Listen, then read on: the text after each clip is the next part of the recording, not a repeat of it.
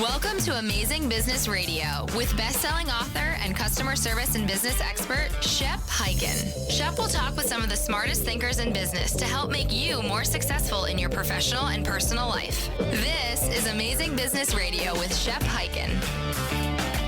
Hello, everybody. It's Shep Hyken. We're back with another episode of Amazing Business Radio, and I have an exciting guest for you. He's been on the show before. His name is John Rossman. He's the author of 4 books. You may remember when we had him on talking about the Amazon way and think like Amazon. He's a former Amazon executive. He works with the Gates Foundation. This guy is one smart dude, and he has written another book. I love this book, Big Bet Leadership. And we're going to learn all about that in just a moment. First, a big announcement. And if you've listened to the show before, you know what it is. If you have a great story, an amazing story, and you want to share it, or you have a question, please reach out to me on any of the social channels. I am everywhere. I'll either respond to the question right there on this show in my newsletter, The Shepherd Letter, or on my TV show, Be Amazing or Go Home. And that can be found on Amazon Prime, Apple TV, Roku, and you can get episodes at beamazing.com. That is beamazing.com. All right, let's get into the interview. John Rossman is amazing. John, welcome to the show. Shep, it's great to be on Amazing Business Radio again. Thanks for welcoming me. Again, I believe you are a three-peat offender. I hope that's a rarefied club. So it is. I don't think anybody's been on more than 3 times, and they're usually my really, really close friends. So I want to know when we're getting together next. Right on. And honestly, this is the only time we've ever met is when we do these shows. But I love your books, The Amazon Way, Think Like Amazon. Now you have this new book, Big Bet Leadership.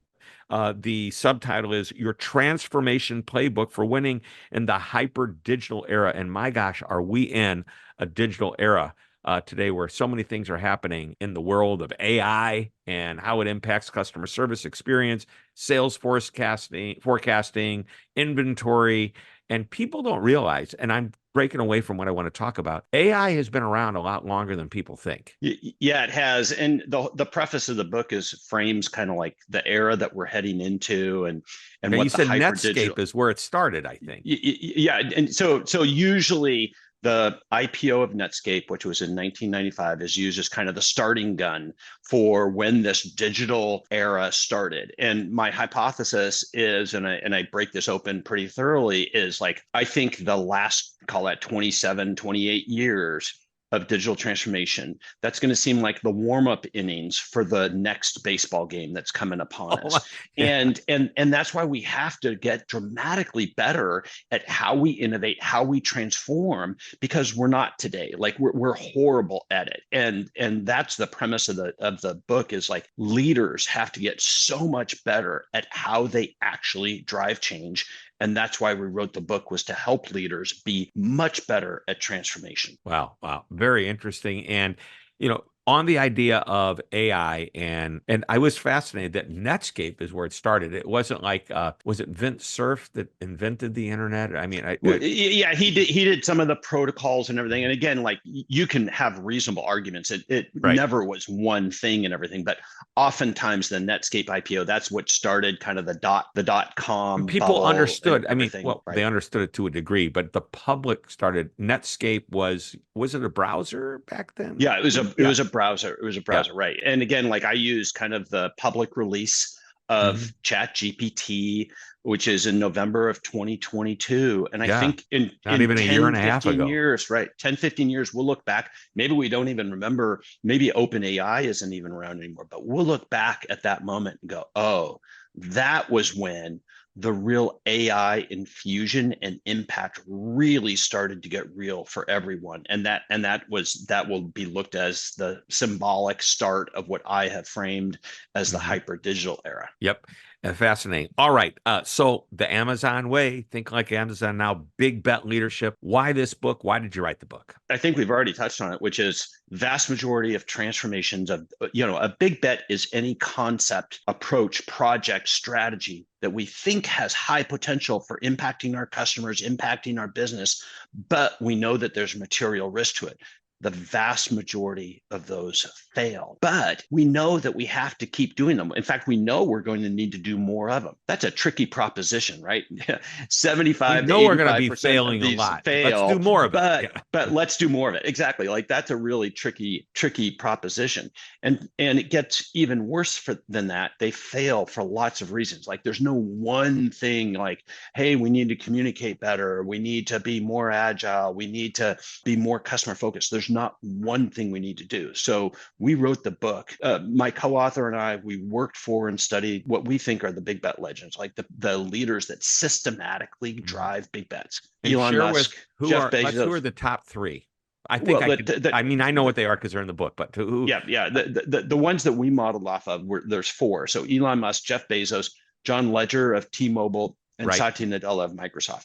And what we found was that they have a playbook, and we focus in on three core habits that they do differently than other really good leaders. And so the whole book is told through the lens of how to actuate, how to create those three critical habits, which are create clarity, maintain velocity, and accelerate risk and value, deferring everything else. And it's those three critical habits that the whole book is told through. Wow. Yeah. And it's very simple. So how does this all apply to customer service and experience? Well, I think the absolute best transformations, the best big bets you can undertake are those that, directly impact your customer. And so, Amazon's innovation and mindset is kind of work backwards. We call it thinking and outcomes. And thinking and outcomes is all about deeply understanding the problem your customer is trying to get done, the job your customer is trying to get done, making sure that it's a highly valuable problem, one that they'll pay for. So we sharpen this by helping you ask what we think is a really critical question, which is what sucks, right? And the what sucks is for your customer. Like what is it that sucks for your customer? And then really honing in on the clarity around, well, what is that problem that they're trying to get done? What are the high risk points that need to be proven out before we commit big to this concept?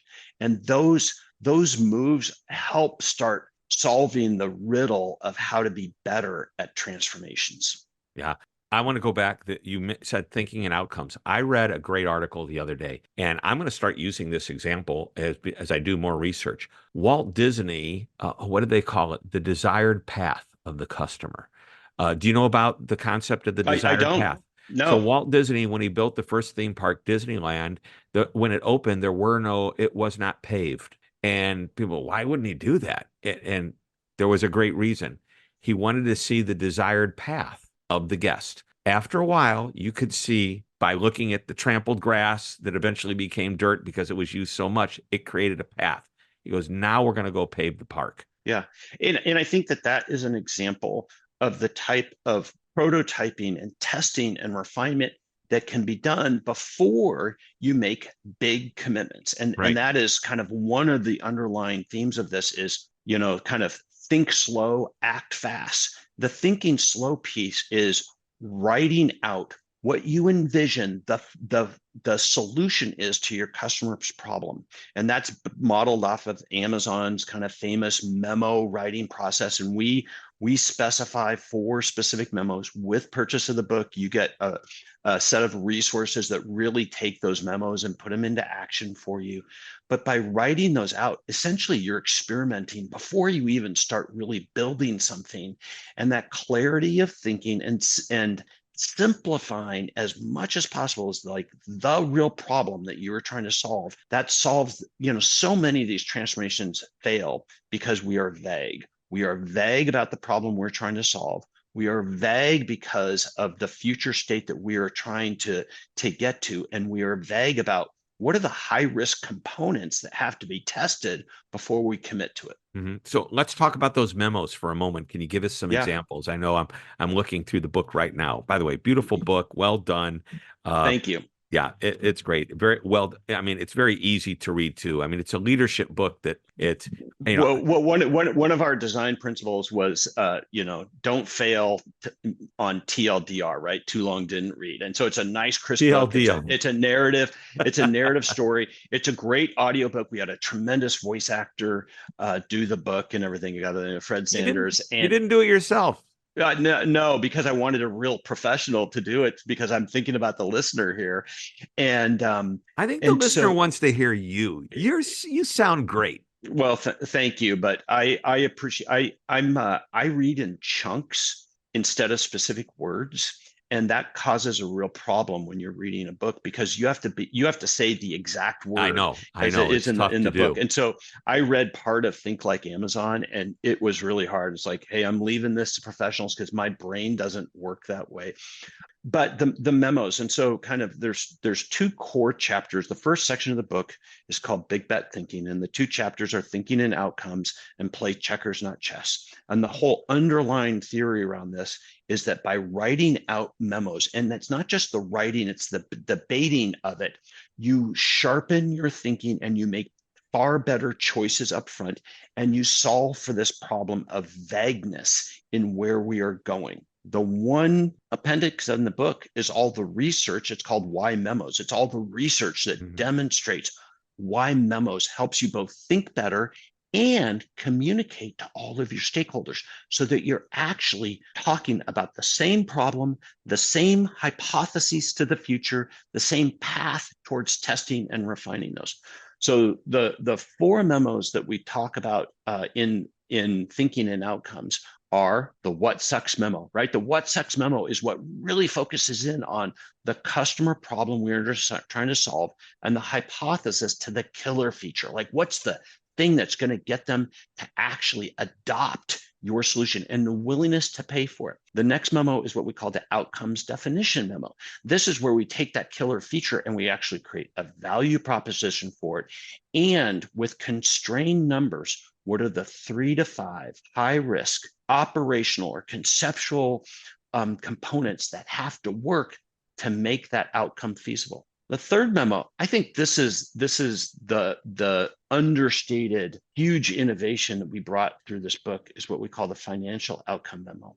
So I've dealt with so many innovation programs that focus on customer experience, focus on employee experience, but they do not focus on cost model innovation. And they fail to understand that these transformations have to have a viable business model behind them to be sustainable, because at some point, these big bets start taking significant resources and they get underpowered from a financial standpoint. So the financial outcome memo helps identify what the cost model innovation is. And again, what are the 3 to 5 high risk components that need to be tested? And then the last one is really straight from Amazon, and it's the future press release. And this is kind of the capstone memo, the one that's easily circulated internally and to your partners. It's not a real press release, but it tells the story of the customer and what's going to delight them about this new future state.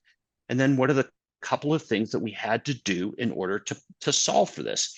And that's the one that's easy to circulate and everything. But it's through these memos that you start experimenting. That's the thinking slow that sets you up for the acting fast throughout the rest of the book. Wow. Well, let's take a short break. When we come back, I want to hit on the future press release. I want to expand on that. I also want to talk a little bit about play checkers, not chess, because so many people are thinking, no, play chess. Know what the 6th or 7th move is going to be.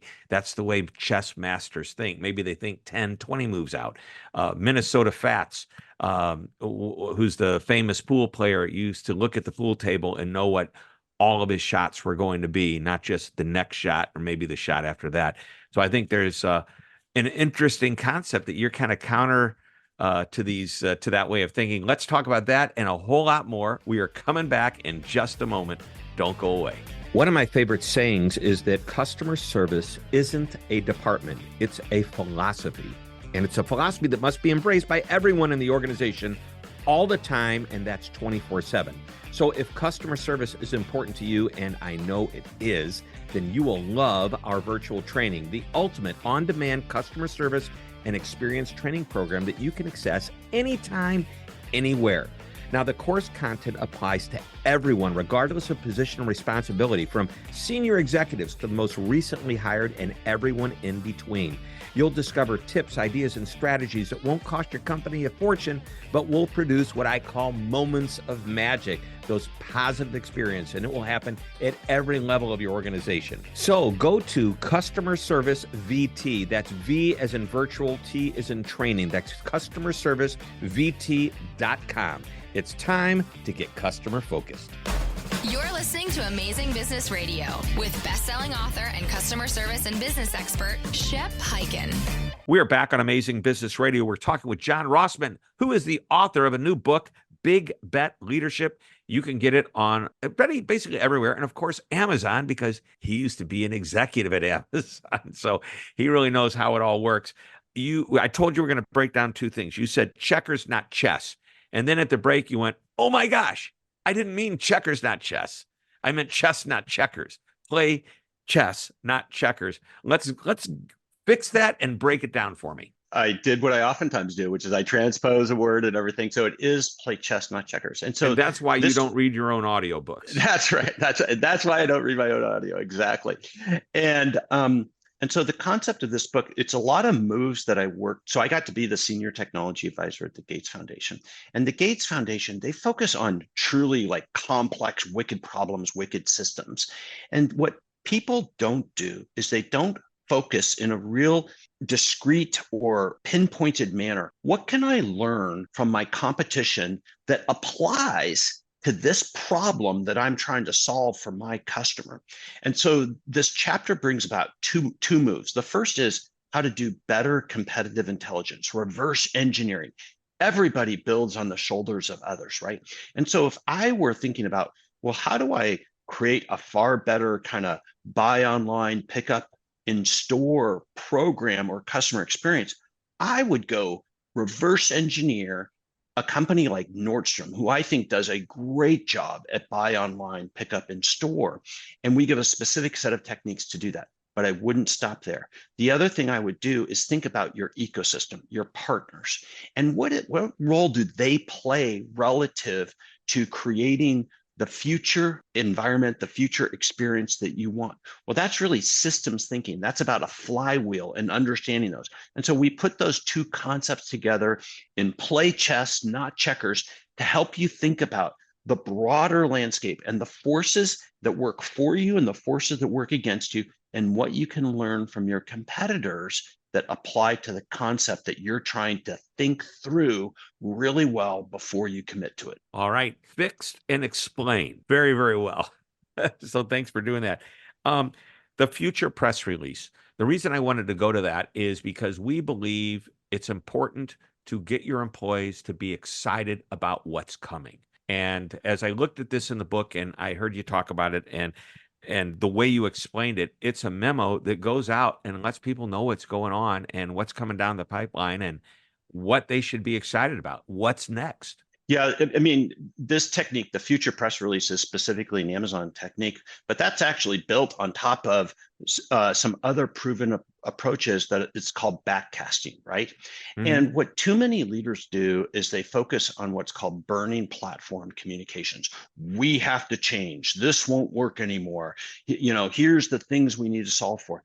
Those actually, when that is solely the communication method, it's very destructive to bringing people along for the journey. The other type of unhelpful communication are vague notions of like, we're going to improve customer experience. We're going to, improve our sales. We're going to drive this growth program. Again, that can be interpreted 1,000 different ways, and it is. So what a future press release does is it talks about the future, why your customers love it, the journey that you have to go on. Here's the things we have to prove. It tells the story that this is truly a bet. We don't know exactly if this is going to work, but here's where we're going to try to get to, and then what their role can be in helping to establish that. And so it's a nice lighter way. It's designed as a press release, right? And so it starts in the future part, talking about the success that we have, and it's a powerful mechanism. And here's one of the ways it's a powerful mechanism. You give that future press release and you say, This person is responsible for the mission. And so when this person is coming to talk to you about the mission of this future press release, guess what? We work for the mission. So we are working for this person in that moment. And it helps break down the organizational silos and all the friction and everything. We work for the mission, not for your organization, not for just for your team. And so it helps cut across the organizational silos that impede us to making faster progress. Yeah, I was recently working with a client, larger client, and they asked, do we need to bring the different division heads into the meeting? I said, well, which ones do you not want to step into this role? One of the things we believe when we come to creating a service culture, typically we can find we call it the mantra, the one statement that makes it clear where we're going, that North Star. You used that word before. We can typically find that in a mission and value statement that's already there. It just needs to be pulled out and turned into one sentence. And Right. then, well, do we need to train everybody? Well, it's like, do I need to floss all my teeth? Well, only the ones you want to keep. So we have a specific chapter and technique in the book about gaining true senior executive alignment. So many of these transformations, like everybody is kind of nodding their head at the table. Yep, I get it, kind of, and everything. And they don't want to be the naysayer in the room. And so there's some ways, we call it canary in the coal mine. How do you flush out the poisonous odorless gases early so that you can actually deal with them? And so we have a technique for doing that, because it's a very real factor, which is gaining not just executive alignment, but you need to get them to grok, to truly understand, like, hey, here's where we're going on this and everything, and here's going to be the implications and role that you play. Any of these transformations, it impacts everybody, right? There can be an organization that's leading it, but it almost by definition is not a transformation if it doesn't impact every part of an organization. Right. It has to permeate. And every employee needs to understand their role in customer experience. All right. I want to focus now on a cool idea that you have in the book. It's the chief repeating officer. I don't think you've hit on that one yet. No, I haven't. Redundancy. I assume this is like, let's get the message loud and clear over and over again so that people get it. You got to live it, breathe it, say it again and again. And that is the essence of the point. But it's, well, what are you communicating, right? And so we talked about the fact that these burning platform messages, these vague notions of what the future is, actually work against where we're going. And the fact that they don't talk about, like, well, this is a high risk move. And so here are the things we're doing to de-risk it. It may or may not work out. They talk about them with certainty that actually works against, like, the agile nature of testing that you need to do. And so of all of Jeff Bezos' superpowers that I saw, I thought it was always his ability to be on point at the right level to the right audience, and to repeat that the appropriate mantra at the right time. And that's what the essence of the chief repeating officer is. But guess what? We've helped make it easy because of, through all the course of the activities, the memos, the clarity that we have talked about in creating, you have a quiver of communications that are ready to go to help you be the on-point chief repeating officer that is a critical element of driving these transformations. Right. You used a great word just now, quiver, a quiver of not arrows, but all of the tools that you have. Which I love about the book is that there's a lot of ideas to choose from. I can't imagine anybody could do all of them, and I don't expect you would expect anybody to do all of them. But if you can't pull 2 or 3 items out of this book that just make you go, wow, this is going to change the organization if I can push this through. So we are basically out of time. And what I want to do is ask you the final question. It's always a one thing question. So let's go to the book, Big Bet Leadership, and tell me one last big idea that you want us to bet on. Well, these big bets, they're not only important and high risk for the organization, they're important and high risk for the individuals that are leading them. And so this book is written for both organizational success, but to help the senior leaders do an increasingly important aspect of their job, which is to lead big bets, because it can make or break your career. And so, we write this for the people that are actually leading these big bet transformations. All right. I'm going to just summarize by saying this. If you are a senior leader and you don't get this book, your career could be over. How's that? We tried to help. You should use that and put it on the new cover that you designed for the next edition, because that's what it is. Either read it or perish.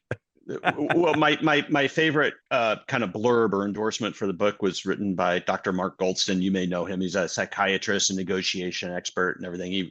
He wrote a book called Talking to, I should know it, but I forget. They're talking to somebody. Talking to somebody, yeah. But what Mark wrote was he goes, 90% of people want to change. Only 10% are willing to do it. And this book is for those 10% who are actually willing to change their playbook. Love it. Love it. Again, the book is Big Bet Leadership. You can get it everywhere, especially Amazon, by our friend, John Rossman. Thanks for being on the show. Shep, great to be on Amazing Business Radio. All right. We love it. And it's another episode wrapped up. Next week, we'll have another great interview. Until that time, this is Shep Hyken reminding you to always be amazing.